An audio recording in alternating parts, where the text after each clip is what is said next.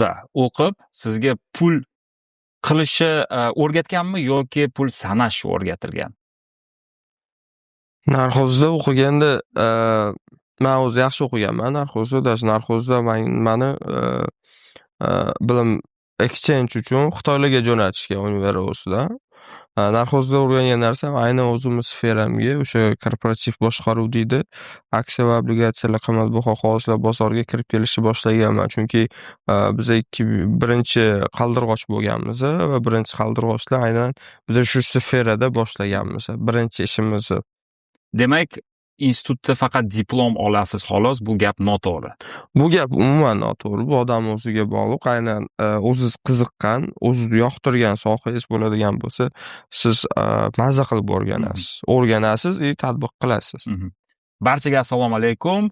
Umid aka, xush kelibsiz podkastimizga. Bugun Umid senior trader, B-trader va analitik servis korxonasida. Umid, qisqa qilib bizga tushuntirib bering, Umid senior trader, B-traderda bu kim? Birinchi navbatda B-traderda senior trader bu o'zi qo'pol qilib aytganda professional trader. Undan tashqari menda traderlikdan tashqari ham boshqa funksiyalarim mavjud. Operatsion direktorman, aynan o'quv jarayonlari bo'yicha va seniorlarda menejerman. O'zim ham traderman. Ya'ni bu trederdagi funksiyalarim juda ko'p. Ya'ni har bitta o'quv tizimida har bitta kadr traderga kelib trader darajasiga borishgacha bo'lgan yo'lda har bitta joyda qatnashib turaman. B-traderga ishlaganingizga qancha bo'ldi va qachon keldingiz? Birinchi kun esingizda bormi? Ishlagan kun. Ikkita direktorimiz ham mani ustozim hisoblanadi. Men B-traderga kelmaganman. B-traderni biz ustozlar bilan birga boshlaganmiz. Boshlanishida o'zi shu loyihani yo'lga qo'yganmiz. Chunki Akmal aka Jalilov, Mahfuz akamlar o'sha men o'zim 2018-yil boshlaganman. Aynan tradingda, aynan universitetda o'qib yurgan paytimda o'sha aksionerlik jamiyatlarini o'rganib chiqish, Amerika fond bozorlarini o'rganish boshlaganimizda boshlangan. Shu asosiy bizani eng yaxshi proyektlarimizdan biri bo'lgan. Senior trader, mana shu termin o'zi nimani anglatadi? Qisqa qilib tushuntirib bersangiz, qo'pol qilib, ya'ni junior endi boshlangan trader va senior trader bo'lish uchun qancha xatodan o'tish kerak yoki tajriba kerak yoki depozit kattaligi, u nimadan iborat? Asosan senior traderlar, to'g'ri aytdingiz, depozitni qiymatiga qarab baholanadi.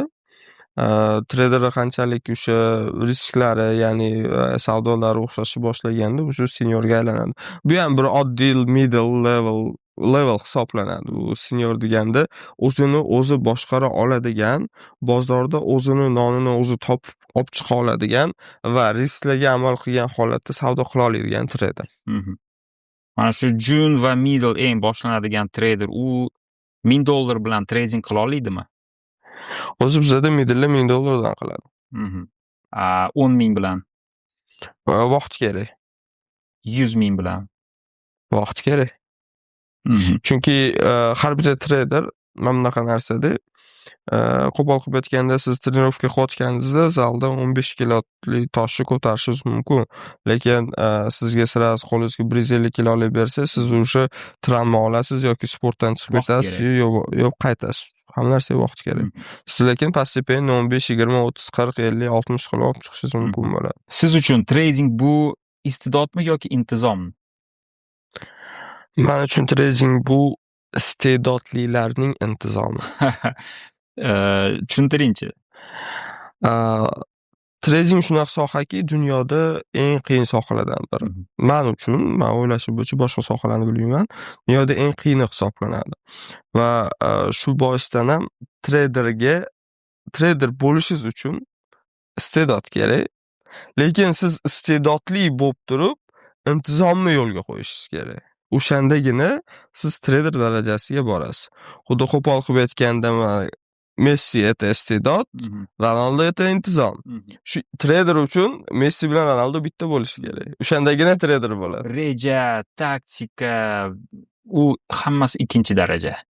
Albatta, u iste'dod o'zi o'sha narsaga moyilligi bor, qila oladi, qobiliyati yetadi-da. Skills deymiz-ku, skillsi, IQsi hamma narsasi tushadi.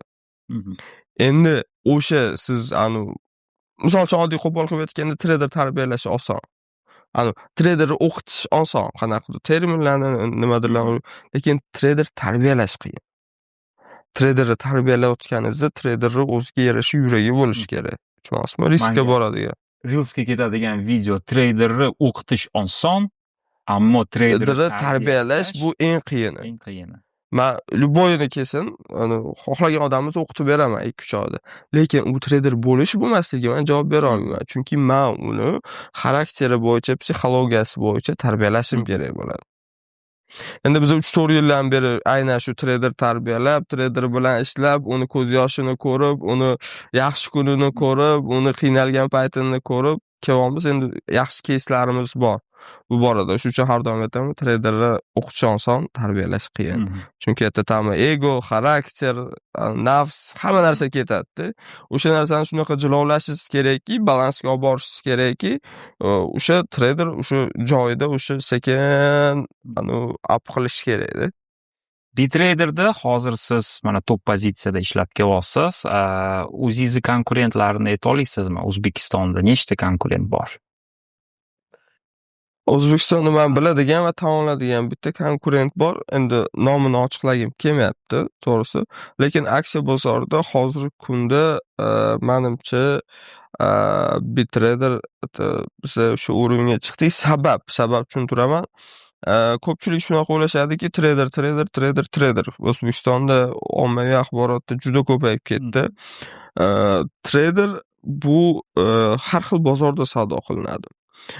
Lekin aksiya bozorida savdo qiladigan trader kamligining asosiy sababi aksiyada savdo qilishingiz uchun kechirib qo'yasiz, sizni iqtisodiy, moliyaviy bilimlaringiz bo'lishi kerak. Siz ma'lum bir kompaniyani olib turib, uni analiz qila olishingiz uchun sizda bilim bo'lishi kerak. Shu sababdan ham respublikamizda juda kam aksiyani o'qita oladigan yoki aksiyani tushuntirib beradigan odamlar. Biz o'zimiz misol uchun magistraturani ham o'qiganimizda finansiy analitika o'qiganmiz. Aynan o'sha bozordagi kompaniyalarni aksiyalarni olib turib, sochib tashab turib, что это degan savolga javob topib va undan keyin texnikiy siz yondashib, unga podxod qilishingiz. Ya'ni qanaqadir shaxsiy formulalar yoki instrumentariyalar aynan aksiya bozoriga mo'ljallangan. Yo'q, shuni o'rgatishadimi? Aksiyada biza hozir qo'pol qilib aytganda Moliya universiteti institutida beriladigan bilimlar Bitraderda beriladi, lekin ko'lami kichkina, kerakligi. Chunki finansist, iqtisodchi, siyosatchi har xil holatda force majeure holatlarni tahlil qila oladigan, aynan force majeurlarda misol uchun bitta misol aytaman. Eron bilan AQSh o'rtasidagi keskinlik to'xtashuvi o'rtasida energetik sektor uchib ketdi. Buni iqtisodchi, moliyachi inson tushunadi. Va nima qiladi? O'sha joyga pulni yo'naltiradi. Nimaga? Urush boshlagan joyda siyosiy analiz ketyapti o'sha Meravoyda. Unga yo'naltirish orqali pul qiladi. Bitrader har bir treyderni shunaqa fikrla oladigan treyderlar. Ne tupa tam 4 ta grafikka qo'yib chizib, mamutga ketadi emas. Bizda fundament qiziq, fundament mustahkam. Xohlamaymizmi geopolitika bilishimiz shart. Aksiyada shunaqa. Qolganlarini bilmayman. To'g'risi, o'zim ham kriptovalyutada ham yoki forex ham savdo qilib ko'rmaganman. Men shu o'qigan, bilgan, ya'ni ichida nima borligini tushunadigan narsamni savdo qilaman. Farqi nimada bilasiz? Kriptovalyuta, keyin forex va fond bozori. Birinchi navbatda forexligini men bilaman, tushunaman, chunki respublikada ma'lum bir bankda valyutni отделda ishlaganman.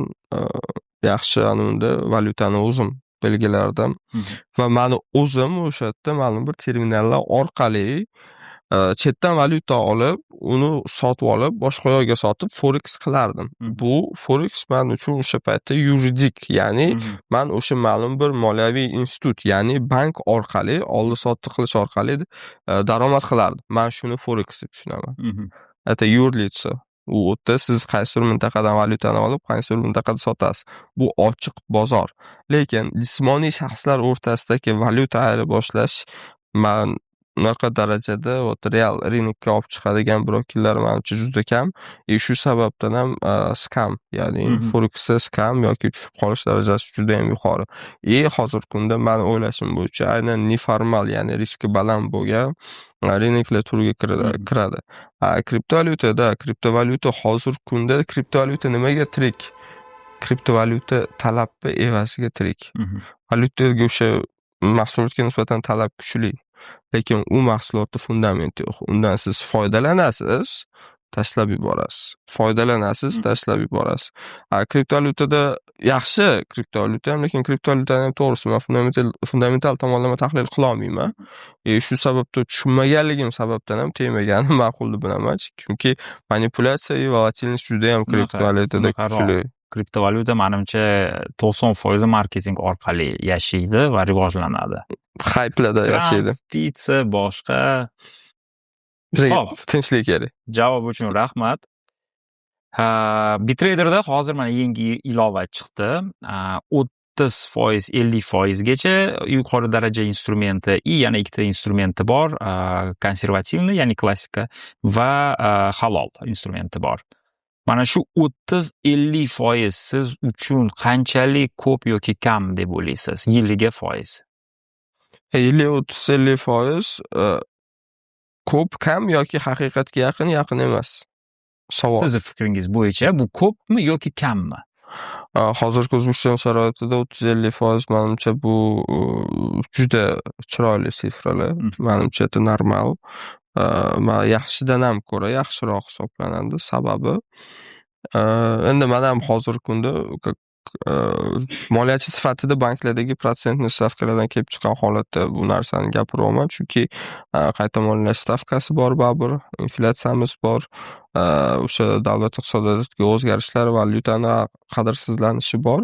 Shu jihatdan bunday olib qaraganda o'sha 30-50% ham где-то 30% ga aylangan taqdirda ham bu endi xalqaro reytingni biz ko'p kuzatamiz. Xalqaro darajada bu 30% strashniy protsenti, который они готовы milliardlarni olib kelib qo'yishga.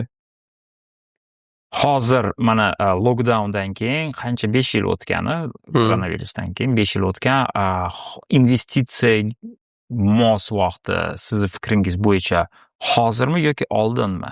5 yil oldin investitsiyaga kirish uchun yoki hozirmi? Investitsiya endi bu holatga ko'ra uzoq muddatli agar bo'ladigan bo'lsa, hozirgi kunda hozirgi paytdagi lokomotiv kompaniyalarga maslahat bermagan bo'lardim, chunki ular hozir pikda, o'zining eng yaxshi joyida.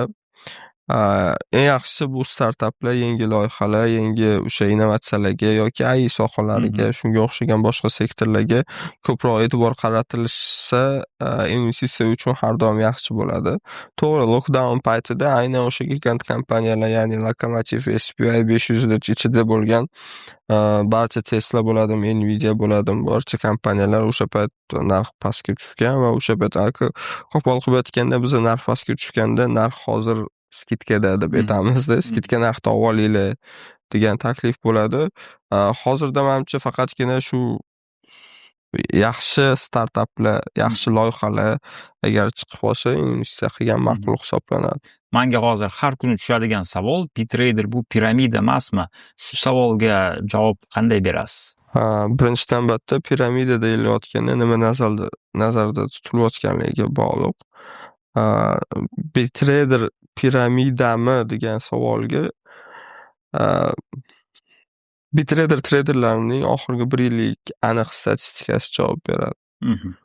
Bu piramida emasligini, haqiqatan traderlar ko'zi bilan, qo'li bilan pul ishlab turib, pul olishayotganligini 100% traderlar o'zlari ma'qullab turadi. Kechirasiz, pul topilayotgan joyda qanaqa piramida bo'lishi mumkin? Pul ishlab topilyapti. Ya'ni umumiy Discord'da ochganingizda ham kecha bolalar 1,000, 1,300, 1,400, 900, 100, 800 ishlashgan. Это pul ishlayapti-da. Когда есть profit, это piramidaga o'rin yo'q deb o'ylayman. Osmondan tushmayapti pul. Biza mehnat, tajriba bilan mehnat bu endi Tohir shunaqa deysiz-u. 2018 boshlagan bo'lsak, bu bizani bir 3-chi proyektimiz, который уже eng pik darajasiga o'shani xatolardan kelib chiqilgan holatda уже qo'yilgan narsa. Hozirda Bitrader'da kechirib qo'yasiz, 150 ga yaqin trader bor, 150 ga yaqin trader respublikada yo'q. Yoshlar uchun tekinga hamma narsa. Aqling bormi, bilming bormi, mehnat qilishga tayyormisan, marhamat, $1000 stopingni ol, savdo qil, olib ket. Yo'q unaqa imkoniyat. Respublika uchun hech kim bunaqa taklif bera olmaydi.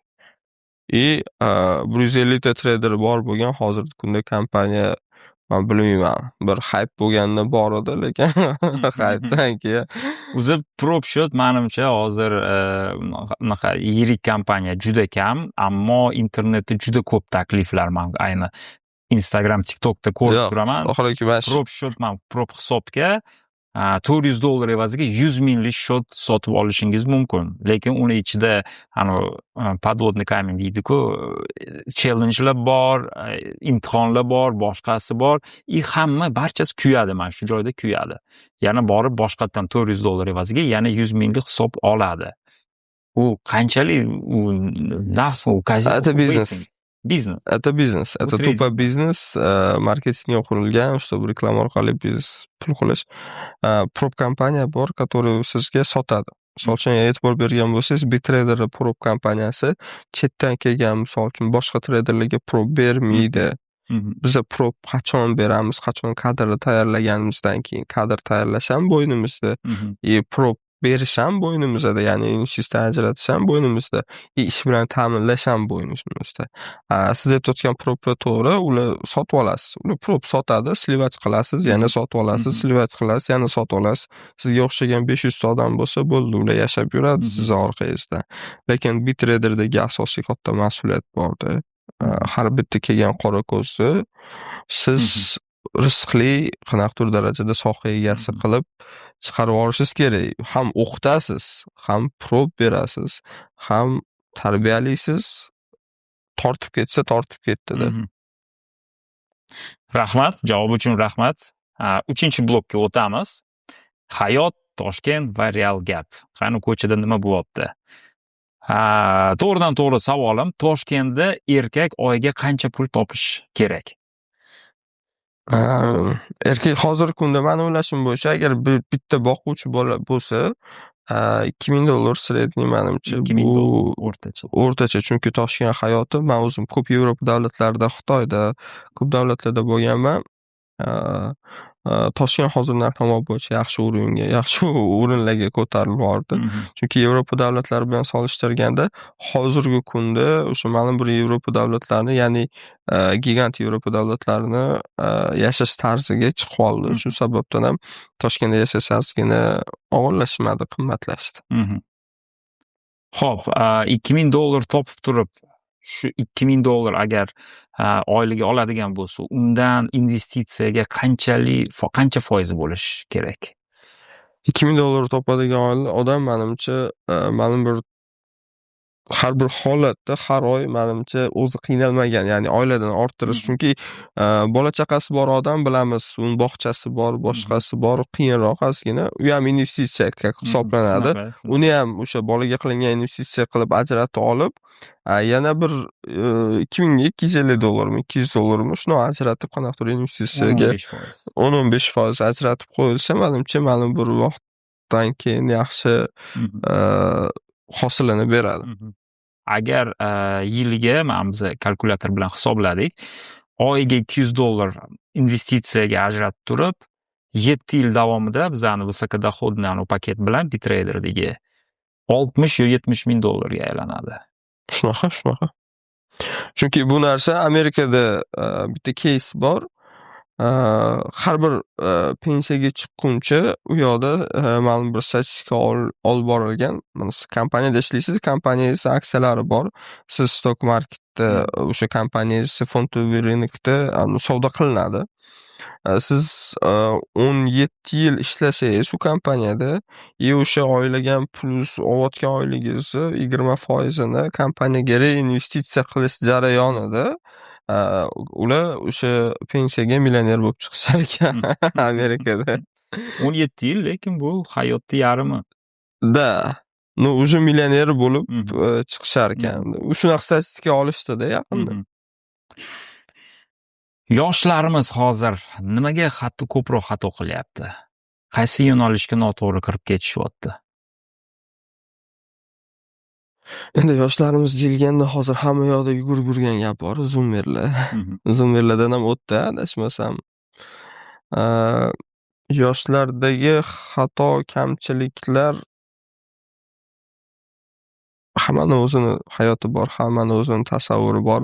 Kimdir hayotini ichidan bilmasdan turib xato qilyapti-yu, to'g'ri qilyapti deya olmaymizda. Shu sababdan ham menimcha hozirgi yoshlar 10 yil oldingi yoshlardan ko'ra ancha kuchli. Mhm. Ancha kuchli, ancha idrokli. To'g'ri, dangasa yoki mehnatga yo'qdir, lekin kechirasiz, aql bo'yicha agar o'sha paytdagi 10 yil oldingidagi holatimiz bilan hozirgi bizani возрастdagi hozirgi bolalarni ko'radigan bo'lsak, o'rtada farq katta-da. Shunaqa qo'shilaman. Bizada aqliy rivojlanish hozirgi yoshlarda kuchli. Tushunish, nimadir qilish.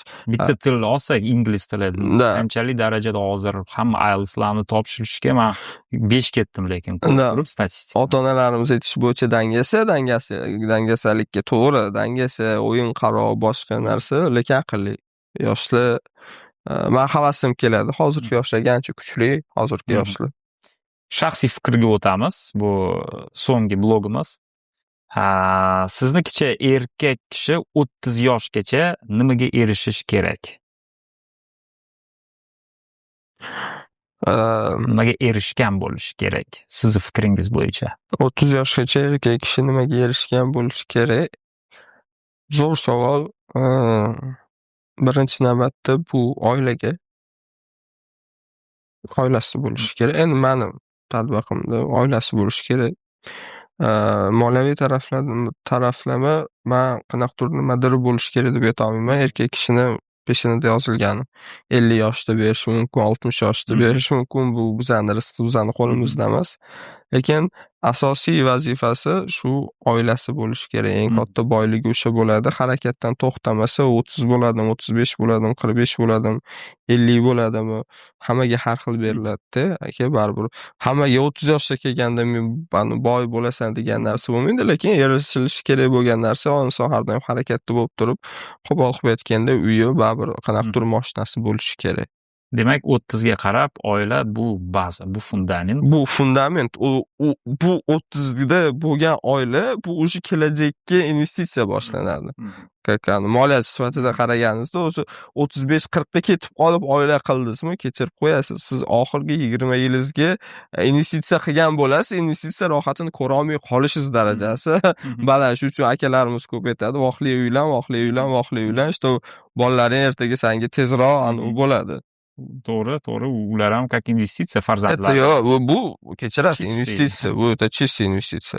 To'g'ri. Motivatsiya nimadan olasiz? Har kuni motivatsiya. Yaqinda endi 100 ta 150 ta odamga men kuratorlik qilib, menejer qilib yurganingizda ko'p savol berishadi. Qattan bu hamma motivatsiya. Birinchi navbatda eng zo'r motivatsiya bu oilangiz tinchligi. Oila tinchligidan ham qaraganda oilaning roziligi. Uyga kirib boraman, eshikni ochganimda uydagi har bitta inson hayotdan xursand bo'lsa, men aytamanki, ты красавчик, eplading, shuncha odamni xursand qilib o'tiribsan. Davay, mana shu kartinani sen Dubayda ko'rishing kerak. Mana shu kartinani sen qanaqadir katta uchastkada ko'rishing kerak. Davay, yaxshi ketyapsan. Bular rozi. Sani qarmog'ingda bo'lgan odamlar sendan rozimi? Sen to'g'ri yo'ldasan, eplayapsan. Davay, красавчик. Вот это menga emotsional tomondan eng katta o'sha ambitsiya, ishonch beradi. Zo'r. 5 yildan keyin o'zingizni qayerda ko'ryapsiz? Natija nimadan iborat? Endi 5 yildan keyin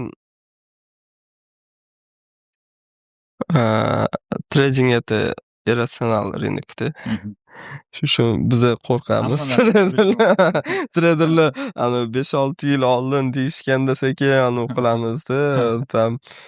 aniqlik bizada yo'qda. Kutilmagan narsalar bo'lib ketishi. Kutilmagan bu narsa bo'lib ketishi mumkin yo boshqa narsa bo'lib ketishi mumkin. Men treyderlarga aytgan bitta gapim bor-da. Har doim aytaman o'zim bolalarimga. Stolga bugun $1000 pul topaman deb kelmalaring yo $500 pul topaman deb kelmalaring. Nimaga? Rinok har xil bo'ladi. Sen agar $1000 pul qilaman deb kelib $500 pul topsang, senda уже noshukrlik boshlanadi. Bu birinchidan, ikkinchidan senda emotsional fon o'ynaydi, jahling chiqadi, seni ajdaniying bo'lmaydi. Seni o'sha kundagi ahmoqliging ajdaniyani katta qo'yib, o'sha beradigan o'sha undan kamroq foyda qilganing bu seni o'ldiradi. Bu treyderni o'ldiradi. Noshukrlik bu treyderni o'ldiradi. Misol uchun bugun sizga $100-200 pul berdimi, rinok sizni strategiyangiz bo'yicha qilish kerak. Kechirasiz, rahmat-da. Bugun kun shunaqa. Avval ana stakanda yarmi pustoysiga qarab 500 topmoqchi edim, 200 topdim, ana 300 topolmay qoldim.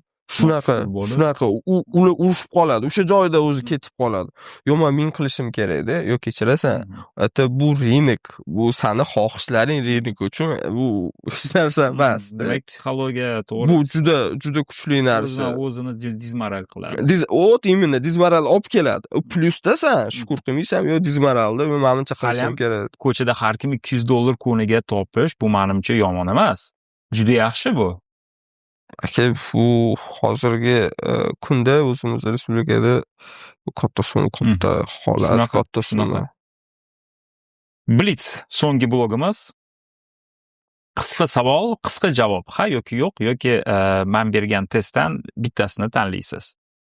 Qora Gentra yoki eski Mercedes? Eski Mercedes. Toshkent yoki Samarqand? Samarqand. Moskva yoki Dubay? Moskva. Dubay yoki New York? New York. New York yoki Moskva?